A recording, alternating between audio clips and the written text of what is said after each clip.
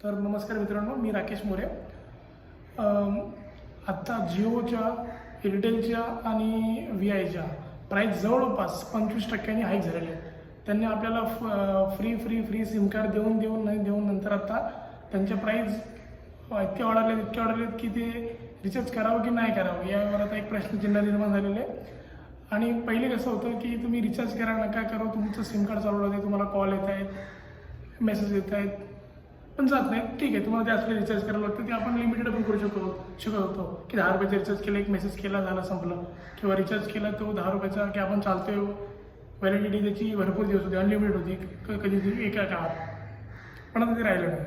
आता काय झालं की तुम्ही 28 दिवसाचा रिचार्ज करा किंवा 1 महिन्याचं करा, वर्षभराचं करा, काय करतं त्याच्यात नंतर ते तुमचं हळूहळू एक व्हॅलिडिटी असते. त्याच्यानंतर सिम कार्ड बंद होतं की बाबा ना SMS येणार ना कॉल जाणार तुमचा, ना कोणाला तुम्हाला कॉल येणार आहे. इनकमिंग आउटगोइंग दोन्ही बंद होत आहेत. तर या त्रासाला कंट्रोल आता लोकांना वाटते की BSNLचे प्राईस असे कमी आहेत, तर लोक BSNLकडे शिफ्ट होण्याचा विचार करत आहेत सर्वजण. पण त्यात एक पण आहे की BSNLला खरंच नेटवर्क आहे ते तुमच्या एरियात. आता तुम्ही चेक पण करू शकत नाही की लोकांकडे सिम कार्ड पण नाही की बाबा विचारेल त्याला की बाबा आहे का नेटवर्क नाही. तर मी त्याच कारणासाठी एक BSNLचं सिम कार्ड घेतलं होतं, नवीन सिम कार्ड. तर मला ते चालू होण्यासाठीच जवळपास 3 दिवस लागले. पहिल्यांदा मी सिम कार्ड घेतलं 250 रुपयाचं काहीतरी, 250 रुपयाचा रिचार्ज झाला आपल्याला. म्हणजे डेली 1.5 GB काहीतरी डेटा होता, सॉरी डेली 1.5 GB डेटा आणि 100 SMS आणि अनलिमिटेड कॉल, काहीतरी 45 दिवस 250 रुपयामध्ये त्यांनी दिलेलं. ओके, तर रिचार्ज स्वस्त आहे. पण नेटवर्कचं काय करणार तुम्ही. तर नेटवर्क आपण कल्याणमध्ये राहतो. कल्याणमध्ये एक काळा तलावच्या इथे एक टॉवर आहे सर्वात मोठा, ते BSNLचं सेंटर आहे. तिथे तुम्हाला ते सिम कार्ड भेटून जाईल. पण ते सिम कार्ड चालवण्यासाठी तुम्हाला जवळपास 3 दिवस लागतील.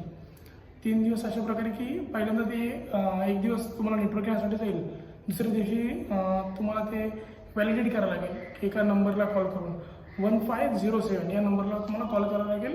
मग ते तुमचे व्हॅलिडेट करतील, आधार कार्ड तुमचं नाव विचारतील, हे तुम्हीच आहात का मग कन्फर्म करतील आणि तुमचं सिम कार्ड चालू करतील. मग तुम्हाला कॉल यायला सुरुवात होईल त्या नंबरला. पण तुम्हाला नेटवर्क नाही भेटणार जवळपास, कारण की हे नेटवर्कचा भरपूर इश्यू आहे.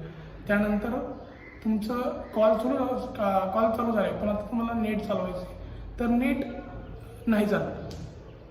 ते बोलतील की तुमचा आणखी रिचार्ज नाही केला. त्यासाठी तुम्हाला स्वतःहून करायचं तर कॉल करावं लागेल 1503. पहिले आपण 7ला केलेला व्हॅलिडिटी करण्यासाठी, नंतर 3ला करतोय त्या कस्टमर केअरला. तुम्ही कस्टमर केअरला कॉल करताय, 20, 25, 30 मिनटं तुम्ही कॉलवर घालवताय, पण ते तुमचा कॉलच उचलणार नाही. ते बोलतील की एकदा आम्ही तुम्हाला कॉल करू. हे असं किती वेळा केलं ना तुम्ही, 30 ते 25 मिनटं त्या कॉलवर घालवली तरी तुमचा कॉल लागणार नाही. लागलाच नशिबाने तर ते मग तुम्हाला सांगतील की असं आम्ही करतो. पण मला तरी नाही झाला कॉल लागून त्यांना. मी ते डायरेक्ट ऑफिसमध्ये गेलो, त्यांना सांगितलं. ते बोलले भली मोठी आमच्याकडे रांग आहे, आमच्याकडे अशी भरपूर मोठी लिस्ट पडली, आम्ही सगळ्यांना रिचार्ज करणार. तर 3 दिवसात मला चालू झालं सिम कार्ड. पण कस्टमर केअरला कॉल लागते तुमचा, असं मला तर वाटत नाही तुमचं लागेलच. तुम्ही ट्राय करून बघा. आणि त्यांनी सांगितलं की तुम्ही जर दुसरे युजर आहात तर तुम्ही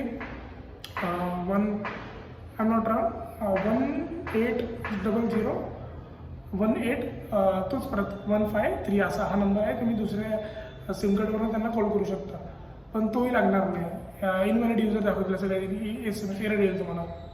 पण कस्टमर केअरला तरी कॉल लागणं अशक्यच आहे मला वाटतं त्यांच्याकडे, कारण की मी भरपूर वेळा ट्राय केलं. माझ्याकडे आता हिस्ट्रीमध्ये असं भरपूर असेल की बाबा मी 25, 30 वेळा कॉल केला, पण नाही लागला त्यांना कॉल. पण तुम्हाला ते व्हॅलिडेट करण्यासाठी विचारतात ना पहिल्यांदा 1507, त्यांना कॉल लगेच लागेल, ते उचलतील. पण तुम्ही त्यांना विचारलं ना तर आमचं सिम कार्ड चालू झालं नाही, ते बोलतील की त्या दुसऱ्या नंबर कस्टमर केअरला कॉल करा. ते काय तुम्हाला रिस्पॉन्स करणार नाही. चला हे झालं, सगळं झालं, तुम्ही सिम कार्ड चालू केलं मान्य, पण तुम्हाला नेटवर्कचा इतका इश्यू की तुम्ही त्रासाल त्या सिमला. तुम्हाला लोक शिव्या घालतील. जर तुमचं ते प्रायमरी सिम असेल तर तुम्हाला कोणाचा कॉल येणार नाही. म्हणजे तुम्ही गर्दीमध्ये आहात तर कुठेही आहात तर तुम्हाला नेटवर्कचा एवढा इश्यू आहे की तुम्हाला 3G दिसेल तरी तुमचा कॉल लागणार नाही कधी कधी. पण जर तुम्ही मुंबईमध्ये राहता, तुम्हाला असं वाटेल की आता मुंबईमध्ये तरी ॲटलिस्ट भरपूर नेटवर्क असेल, तर नाही. मी लोअर परेलमध्ये जातो रोज, पण तिथेही देखील असं अजिबात नेटवर्कचा एवढा इश्यू आहे की काय सांगावं. तर तुम्हाला माझं मग सांगणं एवढंच आहे की तुम्ही जर पोर्ट करण्याचा विचार करताय किंवा नवीन सिम घेण्याचा विचार करताय, तरी ते तुमचं सेकंडरी सिम असू द्यात, प्रायमरी सिमला पोर्ट करणं विचार तुम्ही अजिबात करू नका. हां, भले ते 5G लॉन्च करतायत 1-2 वर्षानंतर भरपूर चांगलं होईल, पण आत्ता तरी पोर्ट करणं आणि नवीन प्रायमरी सिम घेणं हे अजिबात योग्य नाही असं मला वाटतंय. तर बघा, हा माझा सल्ला तुम्हाला एक कुठे उपयोगी पडला तर धन्यवाद.